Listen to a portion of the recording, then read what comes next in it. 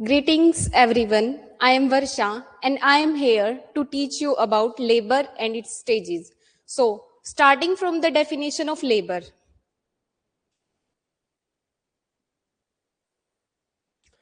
Labor is a process in which a fetus is delivered by vaginal canal.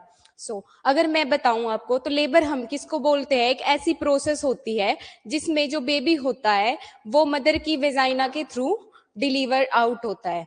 तो अगर मैं बात करूं कि नॉर्मल लेबर किसे बोलते हैं, नॉर्मल लेबर के लिए हम एक टर्म यूज करते हैं जिसका नाम क्या होता है?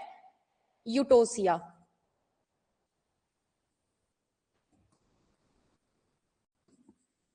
और जो ये यूटोसिया होता है ना, ये होता है नॉर्मल लेबर. इसकी 5 मेन कैरेक्टरिस्टिक होती है. क्या होती है वो? Spontaneous in nature.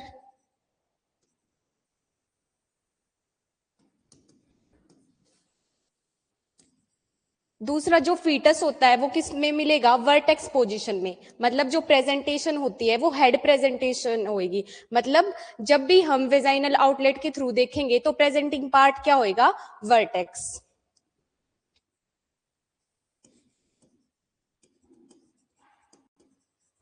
तीसरी इसकी मेन कैरेक्टरिस्टिक क्या होती है? Having no complication to foetus and mother.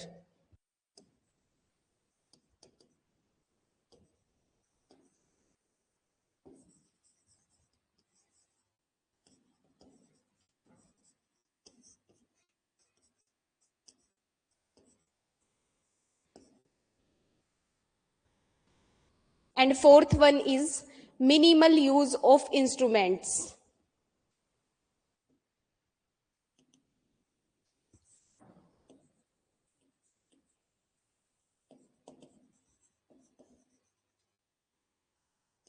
Next one is termination on time.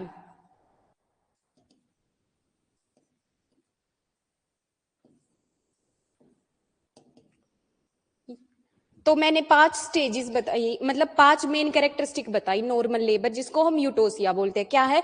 Normal labour is eutocia. और इसकी मेन कैरेक्टरिस्टिक है स्पॉन्टेनियस इन नेचर होएगी, कंप्लीटेड ऑन टाइम होएगी, वर्टेक्स पोजीशन में होएगा foetus, minimal use of instrument होएगा और termination of in time. तो अगर अब मैं इसका ऑपोजिट बात करूं, क्या होता है इसका ऑपोजिट? यूटोसिया का ऑपोजिट हो जाएगा डिस्टोसिया. डिस्टोसिया का मतलब क्या है? Abnormal labour. एबनॉर्मल लेबर मतलब जिसमें कोई भी कॉम्प्लिकेशन हो, जैसे शोल्डर प्रेजेंटेशन है या कोई और भी कॉम्प्लिकेशन हो, तो हम उसको किस कैटेगरी में डाल लेंगे? यूटोसिया में, डिस्टोसिया में.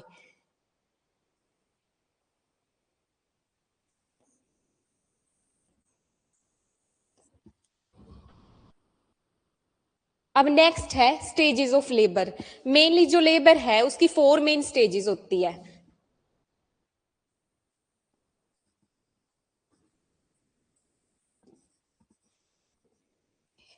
एक तो होगी first stage of labour, next is second stage, then comes third stage, and then is fourth stage of labor.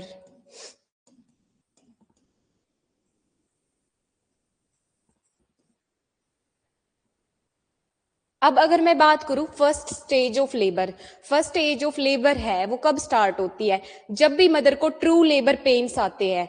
True labour pain से स्टार्ट होके फुल डायलेशन ऑफ सर्विक्स तक होएगी first stage of labour.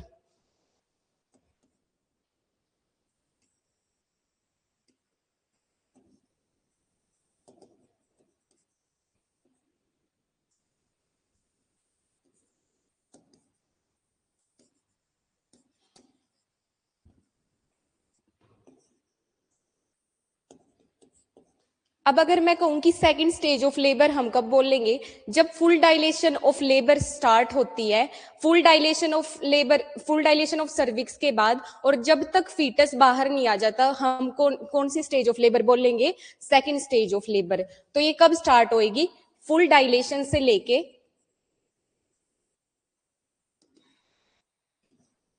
Expulsion of foetus तक होएगी second stage of labour.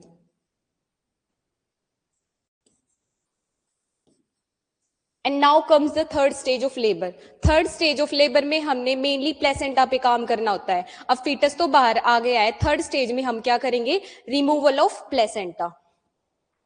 Start हो जाएगी ये foetus के एक्सपल्जन के बाद से, और एंड कब होएगी, जब तक प्लेसेंटा बाहर नहीं होती।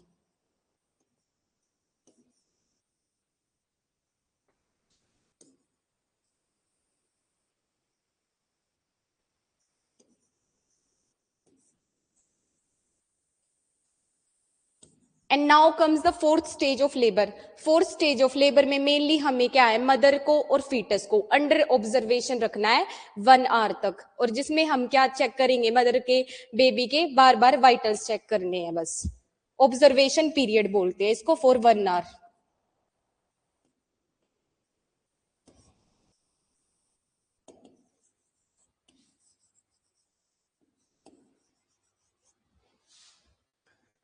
Now first stage of labour.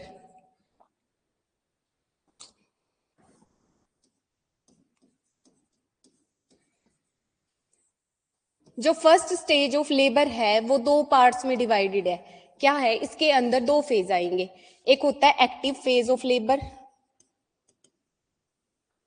और एक होता है लेटेंट फेज ऑफ लेबर।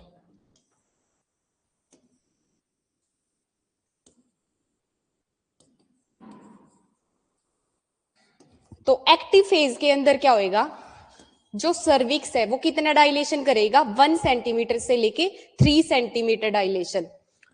1 से लेके 3 सेंटीमीटर डायलेशन तक को हम क्या बोल लेंगे, एक्टिव फेज बोल लेंगे। ये जो टाइम पीरियड है, ये 1 से 3 सेंटीमीटर डायलेशन, ये रेंज किसने दी है, WHO की रेंज के अकॉर्डिंग। और अब है लेटेंट फेज। लेटेंट फेज कब स्टार्ट होएगा, 4 सेंटीमीटर से लेके 10 सेंटीमीटर डायलेशन तक हम क्या बोल लेंगे, लेटेंट फेज।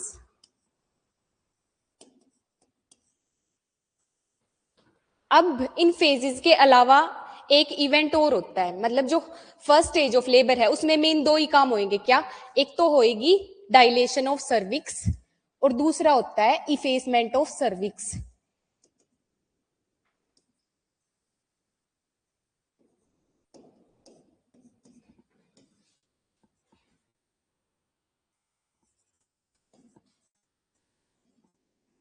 तो डायलेशन ऑफ सर्विक्स में तो ये हो गया कि 1 से 3 सेंटीमीटर डायलेशन है तो बोलेंगे एक्टिव फेज, और अगर 4 से 10 है तो हम बोलेंगे लेटेंट फेज। अब इसके अलावा दूसरा मेन फंक्शन इसमें क्या होएगा, इफेसमेंट होएगी। तो इफेसमेंट की अगर मैं बात करूं तो इफेसमेंट क्या होता है, shortening of cervix. Shortening plus widening of cervix is known as effacement.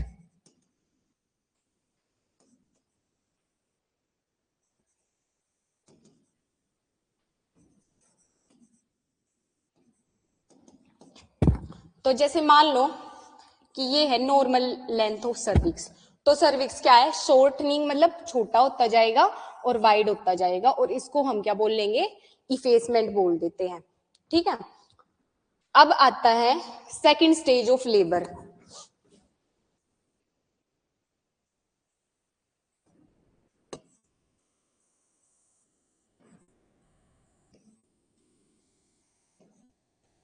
जो सेकंड स्टेज ऑफ लेबर है उसमें मेनली क्या होती है, फीटस की 8 कार्डिनल मूवमेंट्स होती है।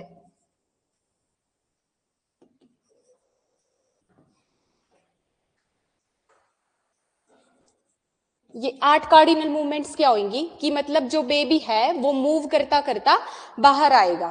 तो उन 8 कार्डिनल मूवमेंट्स में क्या है, अगर मैं फेजेस में अगर बात करूं सेकंड स्टेज को, तो इसके अंदर क्या आएंगे, प्रोपल्सिव फेज आएगा और एक होता है एक्सपल्सिव।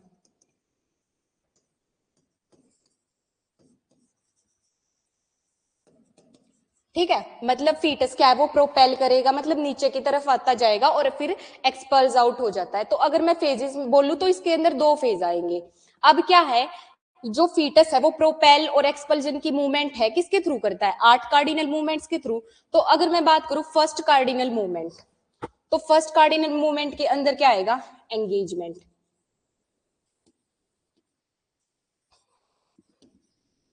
एंगेजमेंट, एंगेजमेंट का मतलब क्या होता है कि हेड है वो नीचे की तरफ एंगेज होएगा। तो अगर मैं बात करूं नल्ली पेरिस फीमेल है, मतलब जो फर्स्ट टाइम बर्थ दे रही है, तो उस फीमेल में एंगेजमेंट कब होएगी? 38 वीक्स पे।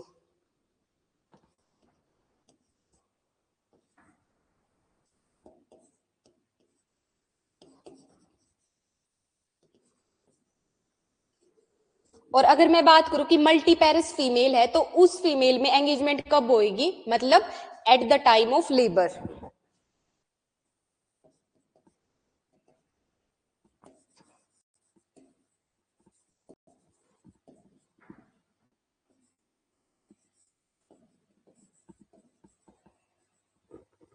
ये क्या थी? फर्स्ट कार्डिनल मूवमेंट थी। ठीक है, फर्स्ट कार्डिनल मूवमेंट के अंदर क्या होएगा? एंगेजमेंट हो जाएगी फीटस की। और दूसरी आती है फिर डिसेंट।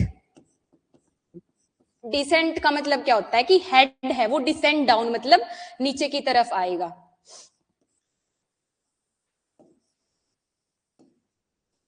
सेकेंड कार्डिनल मूवमेंट हो जाएगी डिसेंट ऑफ फीटल हेड, मतलब हेड नीचे की तरफ आता जाएगा। उसके बाद आएगी third stage of labour.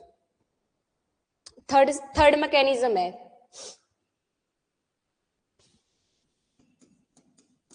Third के अंदर क्या आएगा? Flexion of head. फ्लेक्शन के अंदर क्या होएगा? अब देखो, जो मेन मसल होती है पेरिनियम में वो क्या होती है? Levator एनाई muscle. तो जैसे ही जो फीटस का हेड है वो लिवेटर एनाई मसल को टच होएगा, तो वो क्या करेगी? फीटस के हेड को फ्लेक्स कर देगी। तो इसलिए हम इस स्टेज को क्या बोल लेंगे? फ्लेक्शन बोलते हैं। फ्लेक्शन का मतलब क्या हुआ कि जो फीटस का हेड है वो फ्लेक्स्ड हो जाएगा। ठीक है, अब फ्लेक्शन के बाद क्या हुआ? जैसे ही फीटस का हेड फ्लेक्स हुआ, उसके बाद क्या होगी नेक्स्ट मूवमेंट? Internal rotation.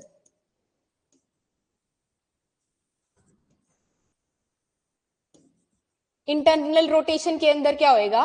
जो फीटस है वो इंटरनली रोटेट करेगा 1/2 ऑफ द सर्कल। अब थर्ड स्टेज में क्या हुआ था? फ्लेक्शन हुआ था। अब क्या हो जाएगा? इसका ऑपोजिट हो जाएगा एक्सटेंशन फिफ्थ में।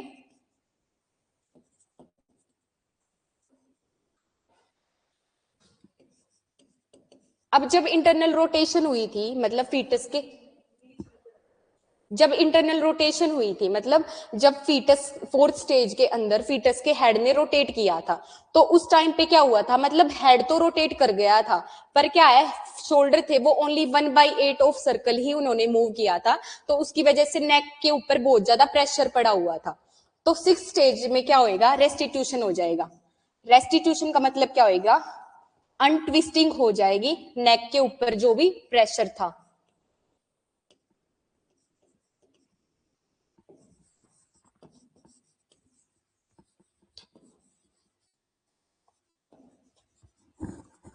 और उसके बाद आती है सेवंथ स्टेज ऑफ लेबर। इसमें क्या होएगा? External rotation.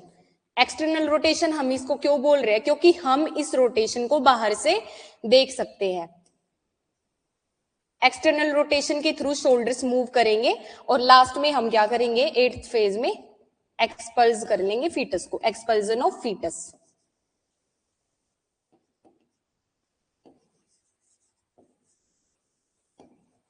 ठीक है, अब क्या है? मैंने बताया सेकेंड स्टेज ऑफ लेबर के अंदर दो फेज है, प्रोपल्सन एक्सपल्सन, और मेन क्या होगी इसमें? कार्डिनल मूवमेंट्स होगी।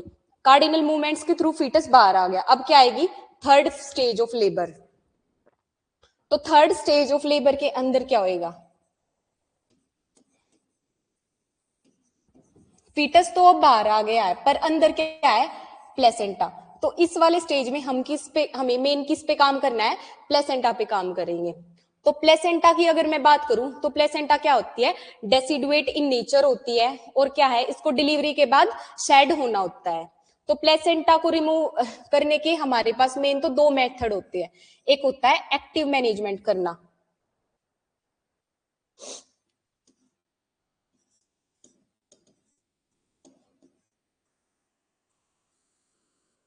और एक दूसरा मेथड होता है प्लेसेंटा को बाहर निकालने का, पैसिव मैनेजमेंट।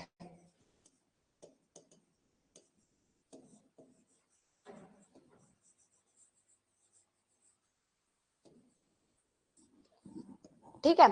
नॉर्मली तो क्या है कि प्लेसेंटा 5 से 10 मिनट में बाहर आ जानी चाहिए। अगर वो 5 से 10 मिनट में बाहर नहीं आ रही है, मतलब मान लो 30 घंटे हो गए हैं, सॉरी 30 मिनट हो गई है, तो हम उसको क्या बोलेंगे, रिटेन्ड प्लेसेंटा बोलेंगे। ठीक है। अब क्या है, अगर एक्टिवली मैनेज कर रहे हैं, एक्टिवली मैनेजमेंट कर रहे हैं, तो 5 से 10 मिनट के अंदर प्लेसेंटा बाहर आ जाएगी। और अगर हम पैसिवली मैनेज कर रहे हैं तो लग जाएंगे 10 से 15 मिनट, 15 या 20 मिनट लगेंगे। अब क्या है एक्टिव मैनेजमेंट। एक्टिव मैनेजमेंट का मतलब क्या है कि जो ऑब्स्टेट्रिशियन है वो कुछ एफर्ट्स लगा रही है, जैसे क्या इंजेक्शन लगा दो यूट्रोटोनिक, दूसरा क्या डिलेड कर दे कोड क्लैंपिंग, तो वो क्या हो जाएगी एक्टिवली मैनेजमेंट। और पैसिवली मैनेजमेंट क्या है कि मतलब उसने कुछ भी नहीं किया और वो आराम से बैठी है और प्लेसेंटा अपने आप से बाहर आएगी। ठीक है, तो उसको हम बोलेंगे पैसिव मैनेजमेंट। वैसे मेन तो अब क्या है एक्टिव मैनेजमेंट को ही फॉलो किया जाता है। अब मान लो इसके एडवांटेजेस क्या है एक्टिव मैनेजमेंट के और पैसिव मैनेजमेंट के। एक्टिव मैनेजमेंट के अंदर क्या होएगा, जो पीपीएच है उसके कम चांसेस होते हैं, और इसके अंदर डिसएडवांटेज इसका उल्टा हो जाएगा, क्या हो जाएगा, पीपीएच के ज्यादा चांसेस होते हैं। इसमें क्या होएगा कि मतलब जो मोर्टेलिटी रेट होता है, मैटरनल मोर्टेलिटी रेट, वो भी कम होएगा। और इसके अंदर क्या हो जाएगा, इसके डिसएडवांटेज है ये, इसमें क्या होएगा, एमएमआर के रेट इंक्रीज होते हैं। तो इसीलिए हमें क्या है एक्टिव मैनेजमेंट को ही फॉलो करना होता है। अब ये जो एक्टिव मैनेजमेंट है ना, इसके अंदर 4 चीजें आती है। Active management of third stage of labour.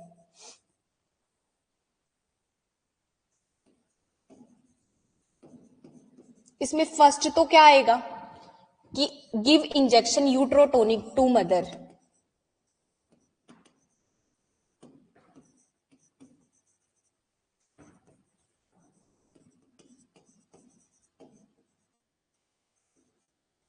और सेकंड इसमें आएगी डिले करो कोड क्लैंपिंग।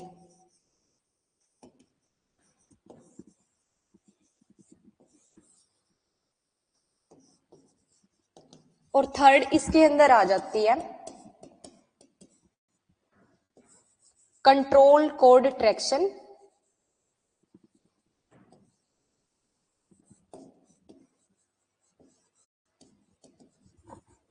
और फोर्थ आ जाएगी intermittent assessment of uterine tone.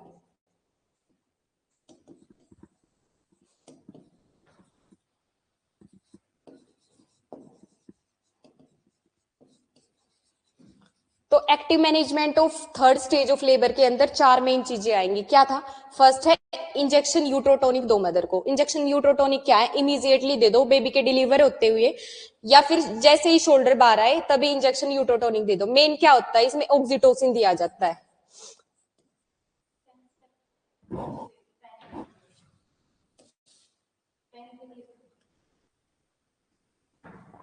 इसमें मेनली हम क्या देते हैं, ऑक्सीटोसिन। ऑक्सीटोसिन के अलावा भी बहुत सी है, जैसे सिंटोमेट्रिन, अर्गोमेट्रिन होगा, या प्रोस्टाग्लैंडिन्स दे दो। उसके बाद आती है delayed code clamping. Delayed code clamping का मतलब क्या है कि जो कोड को हम कट करते हैं, क्लैंप करते हैं, उसको थोड़ा डिले करो। पर डिले क्यों करो, जैसे डिलेड कोड क्लैंपिंग में क्या है, एटलीस्ट हमें 2 या 3 मिनट के बाद करो कोड क्लैंप। क्यों करें, इससे क्या हो जाएगा, जो कोड है उसके अंदर क्या होता है, आर्टरीज और वेन्स होती है ना, तो उसमें भी तो ब्लड होता है आर्टरीज और वेन्स के अंदर। डिलेड कोड क्लैंपिंग क्यों करेंगे, ताकि वो जो 80 ml ब्लड होता है आर्टरीज और वेन्स के अंदर, वो क्या है फीटस के पास चला जाए, जिससे क्या है एनीमिया नहीं होएगा। ठीक है, तो एनीमिया के चांसेस को रोकने के लिए हम क्या करेंगे, डिलेड कोड क्लैंपिंग करेंगे। उसके बाद क्या आएगा, थर्ड थर्ड फेज में क्या होएगा कि कंट्रोल कोड ट्रैक्शन, मतलब प्लेसेंटा को हम कंट्रोल करके और तब बाहर निकाल ले। और इसका एक दूसरा नाम होता है, क्या होता है, ब्रैंड एंड्रूज टेक्निक।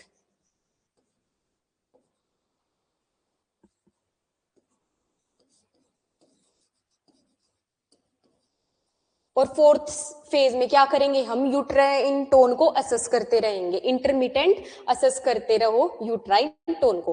तो ये क्या थी, third stage of labour finish. अब नेक्स्ट है फोर्थ स्टेज ऑफ लेबर।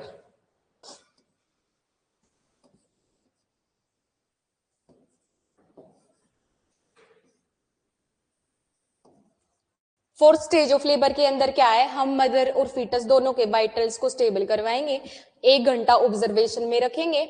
अगर कोई भी जैसे मेन क्या होएगा, फीटस के तो हाइपोथर्मिया में जाने के ज्यादा चांसेस होते हैं और मदर्स को क्या आएंगे, फिजियोलॉजिकल चिल्स आने के चांसेस होते हैं। तो हम इन चीजों को मैनेज करेंगे और टॉपिक हो गया कंप्लीट। Thank you.